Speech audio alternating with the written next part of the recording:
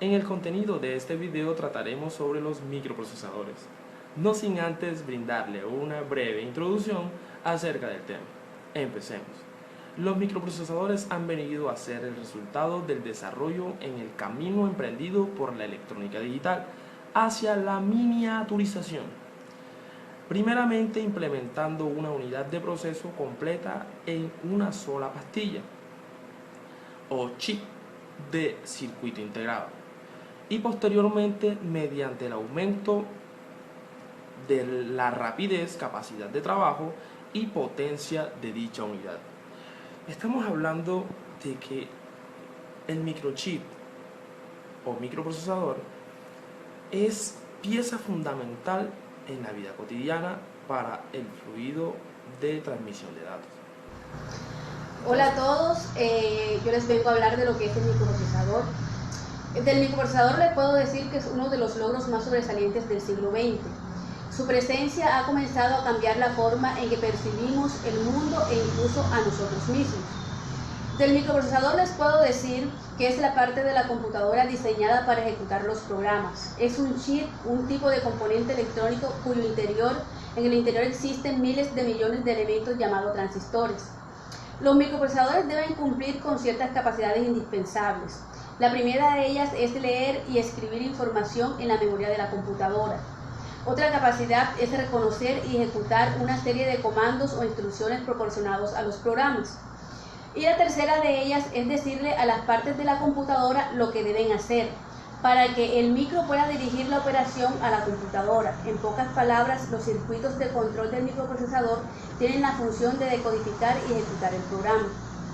En la historia de los procesadores ha pasado por distintas evoluciones.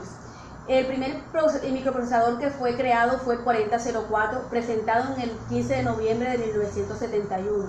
Poseía una característica única para su tiempo. Para empezar, su velocidad de reloj sobrepasaba por poco los 100 kHz. Disponía de un ancho de bus de 4 bytes y podía manejar un máximo de 640 bytes de memoria. Entre sus aplicaciones podemos destacar su presencia en la calculadora Busicom, así como dar de los primeros tintes de inteligencia a objetos inanimados. Poco después, el 1 de abril de 1972, Intel anunciaba una versión mejorada de su procesador. Se trataba del 8008, que contaba como principal novedad con un bus de 8 bytes y memoria direccionable que se ampliaba a los 16 kilobytes. Además, llegaba a la cifra de los 3500 transistores, el cual serviría de corazón al primer ordenador personal. Justo 2 años después, Intel anuncia ese tan esperado primer ordenador personal, de nombre Altair. Este ordenador tenía un costo de en torno a $400 en la época, y el procesador suponía multiplicar por 10 el rendimiento del anterior, gracias a sus 2 MHz de velocidad con una memoria de 64 kilobytes. El ordenador personal no pasó a ser tal en la aparición de IBM, algo que sucedió en los meses de junio de 1978 y 1979, fechas en las que respectivamente hacían su aparición los microprocesadores 8086 y 8088, que pasaron a formar el denominado IBM PC. El más potente era el 8086, con un bus de 16 bits, velocidades de reloj de 5, 8 y 10 MHz, 29.000 transistores, usando una tecnología de 3 micras y hasta un máximo de memoria direccionada. El rendimiento se había vuelto a multiplicar por 10 con respecto a su antecesor, lo que suponía un auténtico avance en lo que al mundo de la tecnología de la informática se refiere.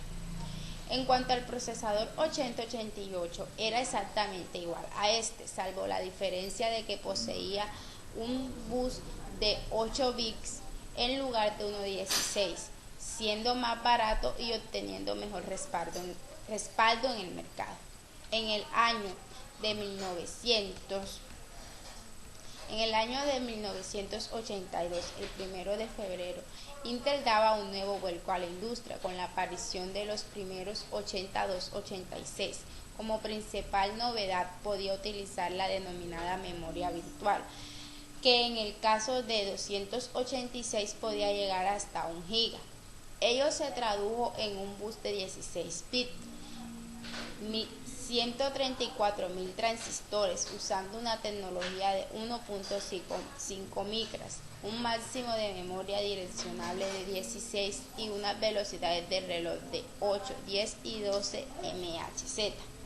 En términos de rendimiento, podíamos decir que se había multiplicado por 3 y 6 veces la velocidad del 8086. En el año de 1985 es clave en la historia de los procesadores. El 16 de octubre, Intel anunciaba la aparición del procesador 8386DX, el primero en poseer una arquitectura de 32 bits, lo que suponía una velocidad a la hora de procesar las instrucciones realmente importantes con respecto a su antecesor. Dicho procesador contenía en su interior en torno a los 275.000 transistores, más de 100 veces los que tenía el primero, 4004, después de tan solo 14 años.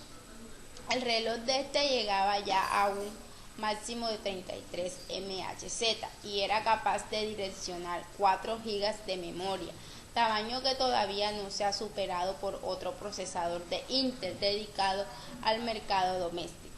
En el año de 1988, Intel desarrollaba un poco tarde un sistema sencillo de utilizar los antiguos 286 gracias a la aparición del 8386SX, que sacrificaba el bus de datos para dejarlo en uno de 16 bits, pero este era de menor costo. El 10 de abril de 1989 aparecía el Intel 486DK, de nuevo con la tecnología de 32 bits, con novedades principales: la incorporación del caché nivel 1 en el propio chip, lo que aceleraba enormemente la transferencia de datos de este caché al procesador, así como la aparición del coprocesador matemático, también integrado en el procesador, dejando por tanto de ser una opción como lo eran los anteriores 386DK. Sin embargo, Intel no se quedó contemplado la gran obra que había creado. Se trataba de los Pentium, conocidos por P5 en el mundillo de la informática, mientras se estaban desarrollando. Estos procesadores pasarán a la historia por ser los primeros a los que Intel no los bautizó con un número, sino con una palabra. Estos procesadores, que partían de una velocidad inicial de 60 MHz, han llegado hasta 200 MHz, algo que nadie había sido capaz de augurar unos años antes. La aparición en el 27 de marzo de 1995 del procesador Pentium Pro supuso para los servidores de red y las estaciones de trabajo en un aire nuevo, tal y como ocurría con el Pentium en el ámbito doméstico. La potencia de este nuevo procesador no tenía comparación hasta entonces, gracias a la arquitectura de 64 bits y el empleo de una tecnología revolucionaria, con esto es la del 32 micras, lo que permitía la conclusión de 5,5 millones de transistores en su interior. El procesador contaba con un segundo chip en el mismo encapsulado, que se encargaba de mejorar la velocidad de la memoria caché, lo que resultaba en un incremento de rendimiento sustancial.